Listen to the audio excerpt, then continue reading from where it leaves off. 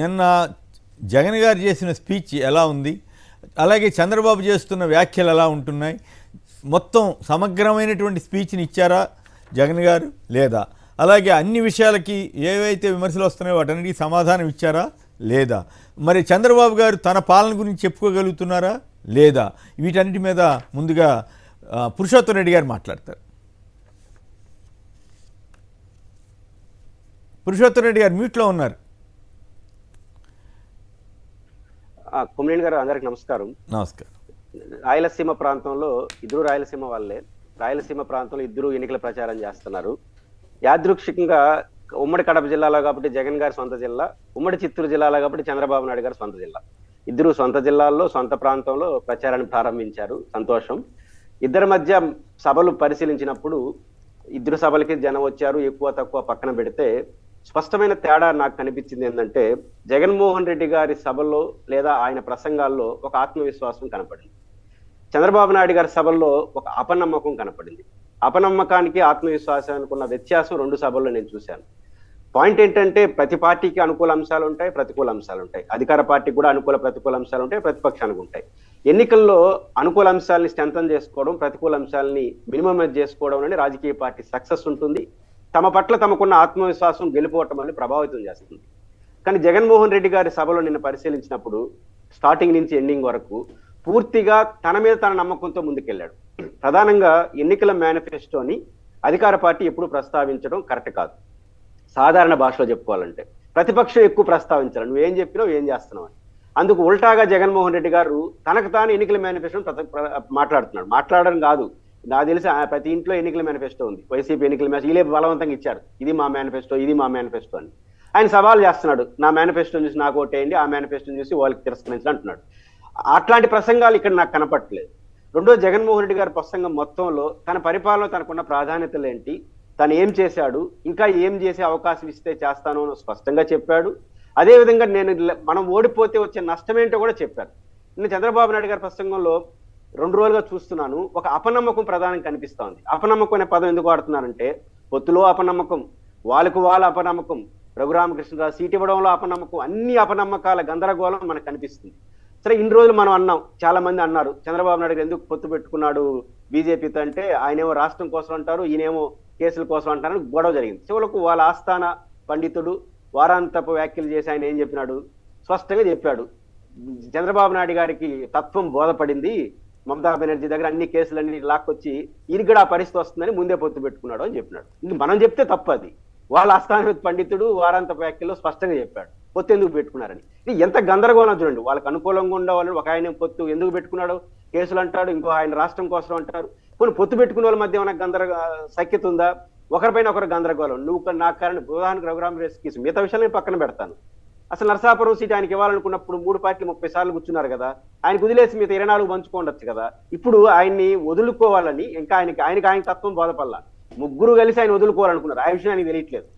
కాబట్టి ముగ్గురు కలిసి వదులుకోవడం కోసం నరసాపురం బీజేపీ ఖాతాలు వేసేసి వాళ్ళ ఈ పరిస్థితి కారణం మీరంటే మీరని చెప్పి ఇద్దరు తిట్టుకుంటున్నారు.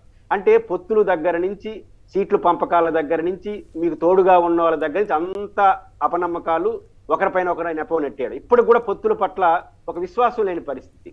జగన్మోహన్ రెడ్డి గారు ఇంకా వాళ్ళ సీట్లు నిర్ణయిస్తున్నారని వాళ్ళే చెప్పుకునే పరిస్థితి.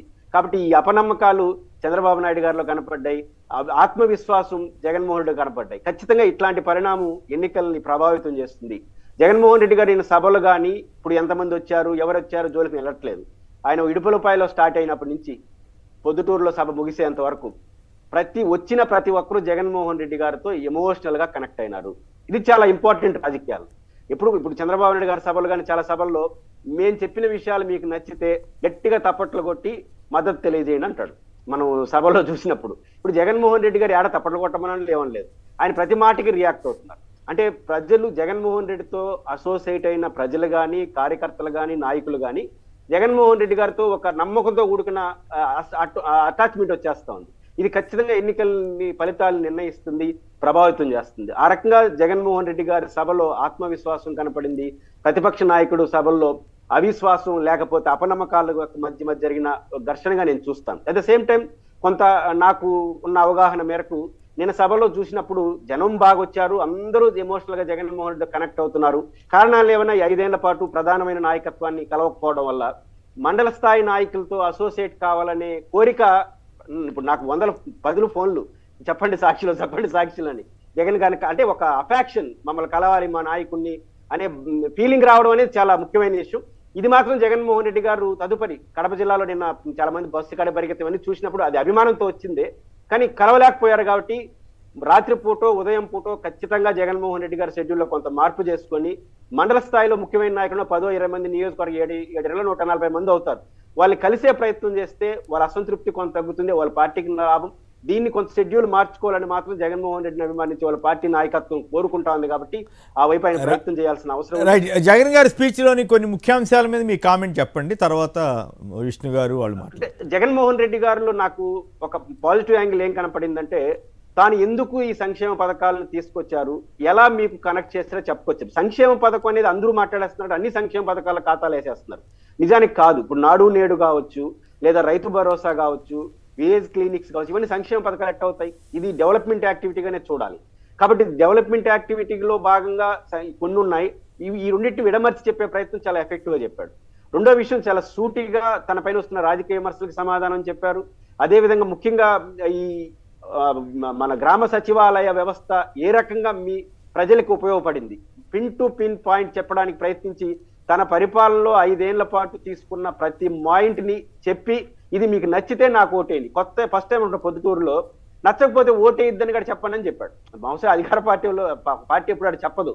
ఆయన చెప్పాడు, మీరు వెళ్ళి ఇంటింటికి పోయేటప్పుడు జగనన్న పరిపాలన నచ్చితే మీరు ఓటేయండి, నచ్చకపోతే వద్దని చెప్పి మా నాయకుడు చెప్పాడని కూడా చెప్పడం అనేది ఒక ధైర్యం, ఒక ఆత్మవిశ్వాసానికి నిదర్శనం. ఖచ్చితంగా జగన్మోహన్ రెడ్డి గారి సభలో ఒక పాజిటివ్ యాంగిల్. ఇప్పుడు కొన్ని పత్రికలు రాశారు కొమ్మినేని గారు, నిలదీయాల్సిన సమయం ఇది కాదు. ఇప్పుడు ఆయన ముఖ్యమంత్రి పేరుకే, ఆయన ఒక పార్టీకి అధ్యక్షుడు, చంద్రబాబు గారు ఒక అధ్యక్షుడు. ఇద్దరు మేనిఫెస్టోలు చూడండి, ఇద్దరు చెప్పే విషయాలు బేరీజు వేసుకోండి. ఆ విజ్ఞత ప్రజలకు ఉంటుంది. ఒక అదృష్టం ఏంటంటే వైఎస్ఆర్ కాంగ్రెస్ పార్టీ అడగకుండానే ప్రతి ఇంటికి మేనిఫెస్టో ఇచ్చేసింది. కాబట్టి వాళ్ళు బేరీజు వేసుకోవడానికి ప్రజలకు ఒక ఆప్షన్ ఉంది. బేరీజు వేసుకొని ఎవరిని ఎంచుకోవాలి తప్ప ఇక నిలదీసే పని లేదు. వాళ్ళ పార్టీ వాళ్ళకి వస్తే వీళ్ళ పార్టీ వాళ్ళకి రైట్. అయితే ఒక్క పాయింట్ చెప్పండి, ఇది వివేక హత్య కేసు కూడా ధైర్యంగా ఆయన సమాధానం చెప్పిన తీరు, డ్రగ్స్ కేసు గురించి ప్రస్తావించిన తీరు, ఇవి అన్నిటికీ కలిపి ఒక్కసారి సమాధానం ఇచ్చిన తీరు అన్నీ, అట్లాగే చంద్రబాబు గారి మీద ఉన్న విమర్శలు, అట్లాగే ఆయన చేస్తున్న పనులు, ఇవన్నీ కూడా ఒక సమగ్రమైన స్పీచ్ అనిపించలేదా మీకు? ఖచ్చితంగా నిన్న జగన్మోహన్ రెడ్డి గారికి ఎమోషనల్ గా జనం కనెక్ట్ కావడానికి వివేకానంద రెడ్డి గారి కేసు కూడా ఒక ముఖ్యమైన కారణం. జగన్మోహన్ రెడ్డి గారు ఏం మాట్లాడుతున్న తర్వాత ఈ మధ్యకాలంలో జరిగిన పరిణామాల్లో వాళ్ళు వ్యవహరించిన తీరు, కొంతమంది కుటుంబ సభ్యులు కావచ్చు, దాని వెనకాల కొన్ని నాయకులు కావచ్చు, పార్టీలు కావచ్చు, రాజమౌళి మధ్య కూడా ఒక సినిమాలో వచ్చింది, తన ప్రస్తావన చేయడానికి నాకు ఇష్టం లేదు, ఒక అసహజంగా తమ నాయకుడిని, తమ అభిమాన నాయకుడిని కానీ టార్గెట్ చేస్తే రాయలసీమ సమాజం, మిగతా సమాజాలు వేరు. నేను రాయలసీమ వాడు కూడా చెప్తాను, రాయలసీమలో అభిమానించే వాళ్ళని, నాయకుడిని డైరెక్ట్ గా ఎదుర్కొంటే ప్రేమిస్తారు, శత్రువులు కూడా ప్రేమిస్తారు. మీకు శత్రువులు కుటుంబ సభ్యులు ఉన్న, నేను ఈ మధ్యకాలంలో ఎస్వి మోహన్ రెడ్డి గారితో మాట్లాడినప్పుడు చెప్పాడు, కర్నూలులో వాళ్ళ సినిమా ఫ్యాక్షన్ ఏరియా కదా, ఆడవాళ్ళు శత్రువుకి సంబంధించిన ఆడవాళ్ళు సినిమా థియేటర్ ధైర్యంగా వచ్చిన వాళ్ళ జోలికి పోరాటారు. అంటే రాయలసీమలో శత్రువును కూడా ప్రేమించే తత్వం, తమను అవమానిస్తే మిత్రులను కూడా యాక్సెప్ట్ చేయరు. నిజాయితీగా ఉంటే శత్రువును ప్రేమిస్తారు, అవమానిస్తే కుటుంబ సభ్యుడితో సహా టార్గెట్ చేయరు. ఈ రోజు జగన్మోహన్ రెడ్డి గారిని వైఎస్ వివేకానంద రెడ్డి కేసులో సిబిఐ తేల్చనివ్వండి, మనకేం అభ్యంతరం లేదు, ఎవరు శిక్షార్హులో పడని నేను కూడా కోరుకుంటున్నాను, అందరూ కోరుకుంటున్నాం. కానీ ఈ విషయంలో కావాలనే ఉద్దేశపూర్వకంగా ఏ విషయం తేలక ముందుగానే జగన్మోహన్ రెడ్డి గారిని, వైఎస్ భారతి గారిని టార్గెట్ చేస్తూ వ్యక్తిగత వ్యవహారాల్లోకి వెళ్ళి ఇచ్చారాజ్యంగా ప్రవర్తించిన దానికి కడప జిల్లా ప్రజలు హర్ట్ అయినారు. జగన్మోహన్ రెడ్డి గారి స్పీచ్ హర్ట్ అయినారు. అందుకనే మేము కడప జిల్లా వాళ్ళంతా మీతోనే ఉన్నాము అనే మెసేజ్ కార్యకర్తలు ఇచ్చారు నిన్న.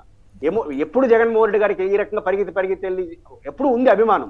ఎందుకంటే వ్యక్తిగత టార్గెట్ చేస్తే ఉద్దేశపూర్వకంగా రాయలసీమ ప్రజలు యాక్సెప్ట్ చేయరు, నిజాయితీగా టార్గెట్ చేస్తే ప్రేమిస్తారు. ఆ విషయం జగన్మోహన్ రెడ్డి గారికి ధైర్యం ఉంది కాబట్టి చివరిలో నా చెల్లెల్ని నా మీద ప్రయోగించారని చెప్పి ఒక్క ఓటుతో, ఎవరు ప్రయోగించారు, ఎవరి కోసం ప్రయోగించారు, ఎవరు సపోర్ట్ చేస్తారో తేల్చుకోమని చెప్పి ఒక ముక్క ఎందుకు చెప్పారంటే, ఇడుపులపాయ నుంచి పొద్దుటూరు వరకు ప్రజలు నీతో ఉన్నామని, నాకు తెలిసి 90% వివేకానంద రెడ్డి కేసు చుట్టూనే నిన్న ఎమోషనల్ గా కనెక్ట్ అయ్యారు.